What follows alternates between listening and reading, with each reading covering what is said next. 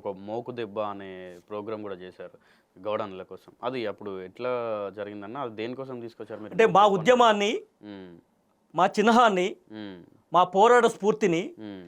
మేము వృత్తిలో చేసే మోకు ఏదైతున్నదో హ్మ్. అదే ప్రధానంగా ఎక్కుతాం. తాటి చెట్టు ఎక్కేటప్పుడు మోకు అవును. ఎక్కుతాం. అవును. ఆ మోకునే మా పోరాటాన్ని మోకు దెబ్బగా చూపించాం. హ్మ్. మోకు దెబ్బ పేరు మీద చాలా పోరాటాలు చేశాం. అవును. 25, 26 ఏళ్ళు మా పోరాటంలో. హ్మ్. ఈరోజు ఎక్స్గ్రేషాలు 1978లో 2000 రూపాయలు ఉంటే మా పోరాటాల ద్వారా 5 లక్షలు గత ప్రభుత్వంలో తెచ్చుకోగలిగాం. అవును.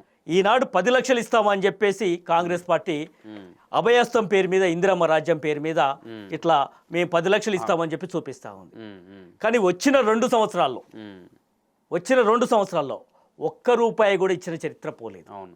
సాక్షాత్తు రేవంత్ రెడ్డి, హ్మ్. మా పెద్ద గౌడుగా రేవంత్ గౌడుగా చెప్పుకున్న రేవంత్ రెడ్డి హ్మ్. అధికారంకి వచ్చిన 5 నెలల్లోనే హైదరాబాదు నగరంలో సభ పెట్టి మీ ఎక్స్గ్రేషాలు వారంలో ఇస్తాను, పెండింగ్లో ఉన్నాయన్ని క్లియర్ చేస్తానని చెప్పేసి మా సభలోనే ప్రకటించిన రేవంత్ రెడ్డి ఈ రోజుకు కూడా 10 లక్షల రూపాయలు మాకు ఇచ్చిన హామీ అవుతుందో ఆ జీవో కూడా ఈ రోజుకు రాలేదు. పైగా 2 సంవత్సరాల కాలంలో ఉన్న ఎక్స్గ్రేషాలు 13 కోట్లు, ఒక్క రూపాయి కూడా మా కుటుంబాలకు అందజేసిన చరిత్ర లేదు. అంటే ఎంతసేపు శవ రాజకీయాలు, మీ అధికారం కోసం తప్ప, మీ ఓటు బ్యాంక్ కోసం మమ్మల్ని వాడతారు తప్ప మా కుటుంబాలను ఆదుకోలేదు అనేది స్పష్టంగా కనపడతా ఉంది. ఇప్పుడు మీకు ఇదే మేనిఫెస్టోలో మీకు 5 లక్షలు ఉన్నదాన్ని 10 లక్షలు చేస్తామన్నారు. రిజర్వేషన్ సంగతికి వస్తే కూడా, రిజర్వేషన్ ముచ్చట కూడా 15% ఉన్నదాన్ని 25% కూడా చేస్తామన్నారు. అది ఏడు వరకు వచ్చిందన్న? ఇప్పుడు మేము ఈ వృత్తిలో వ్యాపారంగా చూసినా, వృత్తి మీద బతకాలని చూసినా, కళ్ళుతో పాటు సారాయి, లిక్కరు, వైన్స్ షాపులలో మేము చేసేవాళ్ళం వెనక నుంచి, మా తాత ముత్తాతల నుంచి. వైన్ షాపులో, మద్యం షాపుల్లో కూడా మా వాటా ఉండాలి. వీళ్ళు పాలకులు ప్రైవేట్ పరం చేస్తూ ఉన్నారని చెప్పి పోరాటం చేసినప్పుడు గత ప్రభుత్వంలో 15% రిజర్వేషన్ వైన్ షాపుల్లో గౌళ్ళకి రిజర్వేషన్ తెచ్చుకోగలిగాం.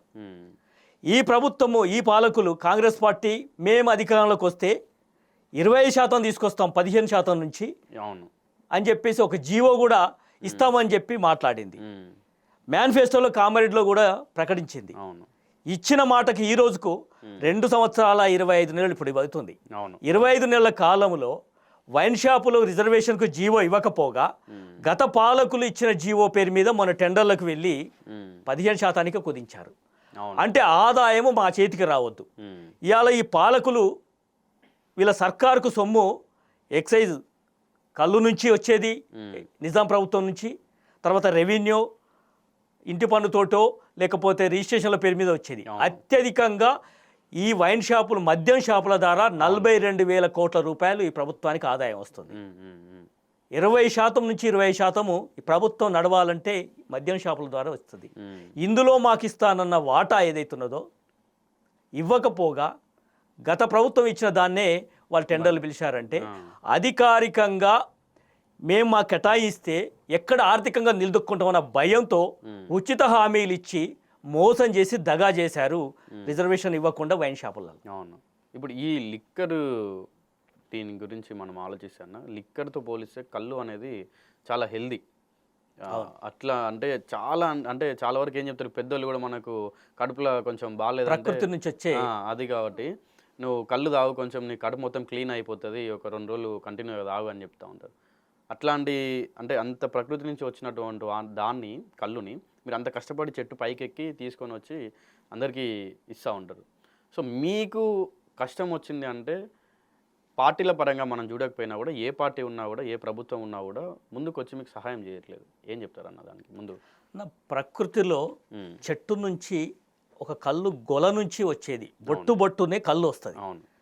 అది ప్రకృతి సిద్ధమైన పానీయంగా, దాన్ని మేము దేవామృతంగా, ఒక స్వచ్ఛమైన ఒక మెడిసిన్గా, అది తాగిన వారికి కిడ్నీలో స్టోన్స్ ఉంటే పోతాయి, లేకపోతే జాండీసు, క్యాన్సరు, ప్రమాదకరమైన రోగాలు, డాక్టర్లు నయం చేయనటువంటి రోగాలని, నరాల బలహీనతని కూడా కళ్ళు ద్వారా నయమవుతుందని చెప్పేసి సైంటిఫిక్గా ప్రూవ్ అయింది. దాన్ని ప్రోత్సహించకుండా దాని పేరు మీద ఒక కల్తీ కళ్ళు అనే పేరు మీద కూడా ఒక ముద్ర వేసి పాలకులు ఇవాళ కళ్ళు దుకాణాల్లో ఈ ప్రభుత్వం వచ్చిన తర్వాత, మాకు ఎక్సైజ్ శాఖ ఒకటి ఉంటుంది నియంత్రణ చేయడానికి, ఆబ్కారీ శాఖ, దాన్ని పక్కన పెట్టి పోలీస్, ఎన్ఫోర్స్మెంట్, STF, లేకపోతే నార్కోటిక్, ఈరోజు ఈగల్ అనే పేరు మీద పోలీసు బూట్లతోటి, తుపాకుల కవాతులతోటి కళ్ళు దుకాణాల మీద దాడి చేసి ఇది కల్తీ కళ్ళు పేరు మీద కళ్ళు దుకాణాలు మూసివేసిన చరిత్ర రేవంత్ రెడ్డిది. రేవంత్ గౌడ్ అని చెప్తున్న నువ్వు, నేను ఈ కులంలో పెద్దన్నగా అని చెప్పబడుతున్న రేవంత్ రెడ్డి కళ్ళు దుకాణం చరిత్ర కూడా నీదే. ఎవరు చేయని దగా నువ్వు చేసినందుకు నీకు ఏదో రోజు ప్రజాక్షేత్రంలో శిక్ష రాజకీయంగా తప్పదని మేము హెచ్చరించదలుచుకున్నాం. ఎందుకంటే ఇది ప్రకృతి నుంచి వచ్చేదాన్ని. హైదరాబాద్ నగరంలో పండ్లు బండవు, యాపిల్స్ కానీ, బియ్యం కానీ, ఉప్పులు పప్పులు ఇవి కూడా ఇక్కడ బండవు. మార్కెట్ హైదరాబాద్లో ఉంటే ప్రొడక్షన్ గ్రామాల్లో ఉంటుంది. ఉత్పత్తి గ్రామాల్లో ఉన్నప్పుడు దాన్ని సరఫరా చేసుకొని ఇక్కడ సిటీలో తీసుకొచ్చి మార్కెట్ చేస్తారు. ఆ ఇంగిత జ్ఞానం లేదా? హైదరాబాద్లో చెట్లు లేవు కాబట్టి కళ్ళు కల్తీ చేస్తూ ఉన్నారు కాబట్టి కళ్ళు దుకాణాలు బంద్.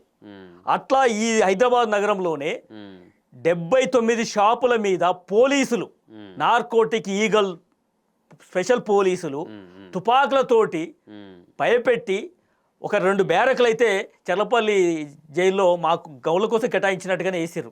కేసులు పెట్టి జైల్లో పెట్టి చిత్రహింసలు పెట్టి కళ్ళు దుకాణం మోసం చేసిన చరిత్ర మాది, ఈ ప్రభుత్వాన్ని.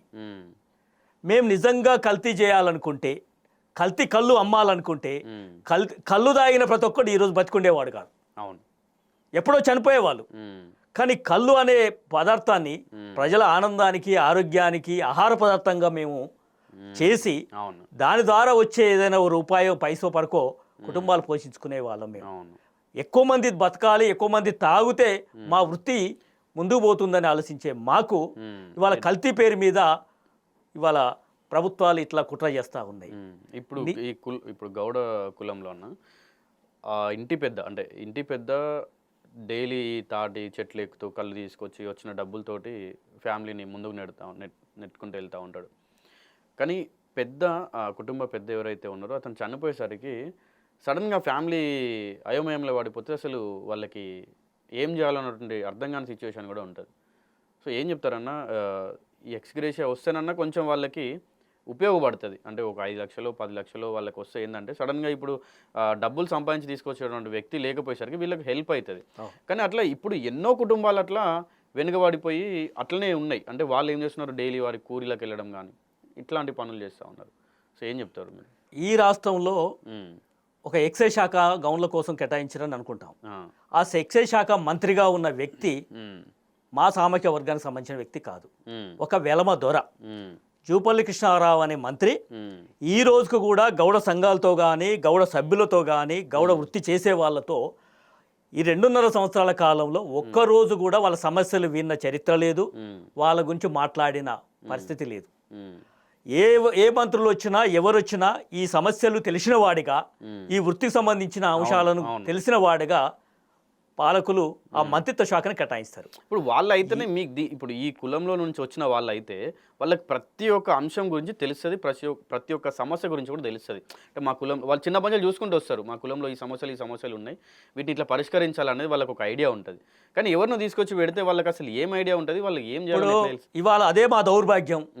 మా సామాజిక వర్గం కాదు ఆయనే, ఒక వెలమ దొరకు కళ్ళు గీత వృత్తికి ఏం తెలుస్తుంది?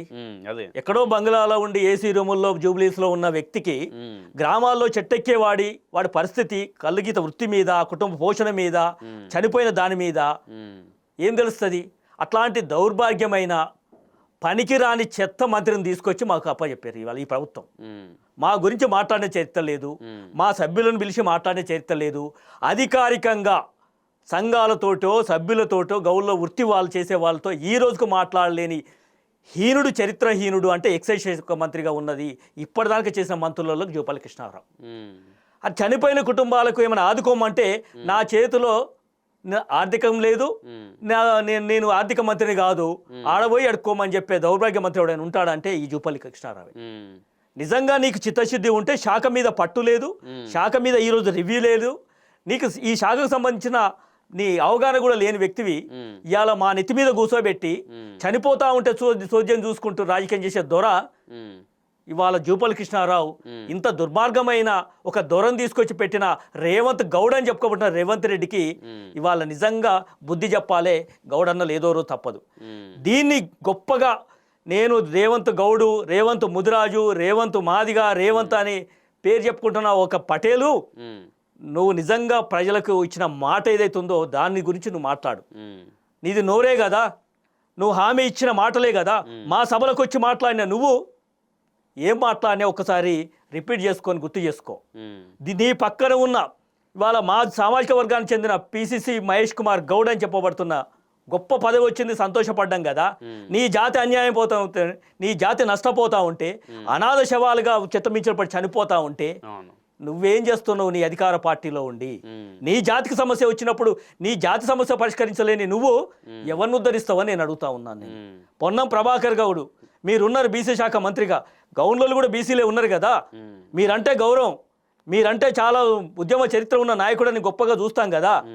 మరి ఒక్కనాడు ఎక్స్గ్రేషన్ రాకున్నప్పుడు నువ్వు ఎక్సైజ్ శాఖ మంత్రితో, ముఖ్యమంత్రితో చొరవ తీసుకొని ఎందుకు ఈరోజు ఆ సమస్య పరిష్కరించలేదు?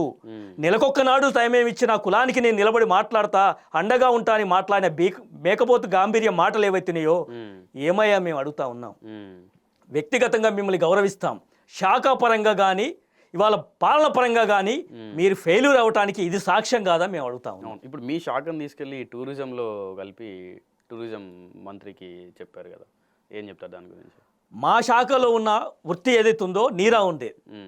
ఇప్పుడు దీన్ని నీరాగా తీసుకొచ్చి ఆధునికమైన ఒక ఆహార ప్రొడక్ట్గా గత ప్రభుత్వంలో మేము ఎన్నో పోరాటాలు చేసిన తర్వాత నక్లెస్ రోడ్ హైదరాబాద్లో ఒక 20 కోట్ల రూపాయలు పెట్టి ఒక నీరా భవనము, నీరా స్టాల్ని ఏర్పాటు చేస్తాం.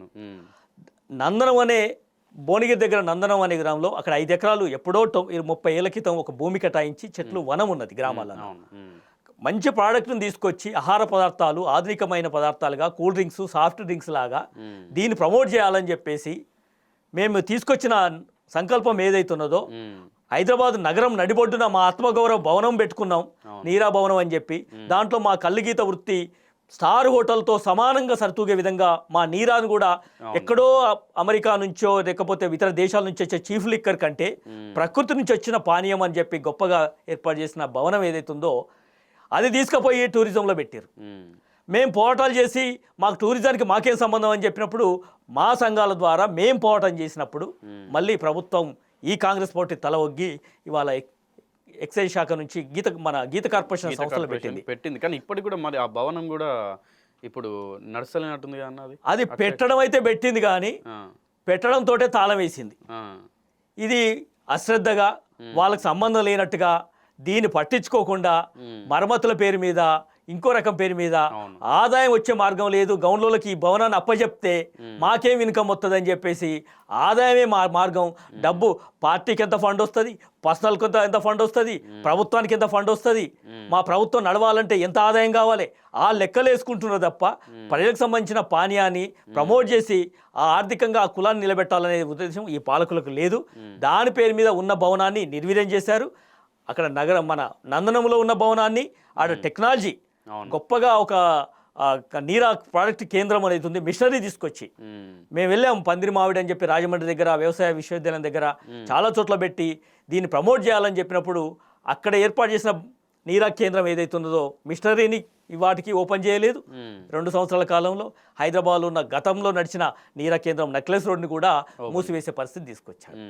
ఇంత దుర్మార్గం అంటే నిజంగా హైదరాబాద్లో మా గొప్పగా చెప్తున్న సర్దార్ సర్వాయి పాపన్న, మా ఆత్మగౌరవ బిందు, మా జాతిలో పుట్టిన ఒక ఉద్యమకారుడిగా 378 సంవత్సరాల క్రితమే సామాజిక న్యాయం అంటే ఏంటో, అన్ని కులాలకి సమన్యాయం జరగాలని చెప్పేసి చాకలి, మంగలి, కుమ్మరి, కమ్మరి, కంసాలి, యాదవ, వడ్రంగి, దూదేకుల ఇతర కులాలను కలుపుకొని సమిష్టి నాయకత్వంతో అణగారిన వర్గాలకి రాజ్యం వస్తే అభివృద్ధిలో భాగం అవుతారని చెప్పేసి ఆనాడే రాజ్య స్థాపన చేసిన వ్యక్తి సర్దార్ సర్వాయి పాపన్న.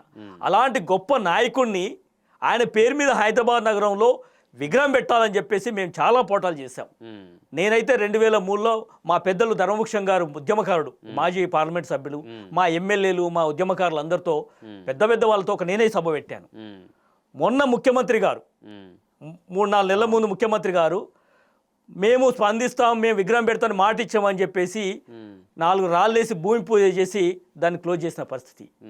ఆ సభకు మా గౌడ సంఘాలతో సంబంధం లేకుండా రెడ్లను వెలమలని ఈ కులానికి సంబంధం లేకుండా వ్యక్తులను తీసుకొచ్చి సభ చేసి నేను విగ్రహాన్ని పెడతా అని చెప్పేసి పెద్ద గొప్ప డబ్బాలు కొట్టుకున్న ముఖ్యమంత్రి ఈ రోజుకు ఆ విగ్రహం లేదు.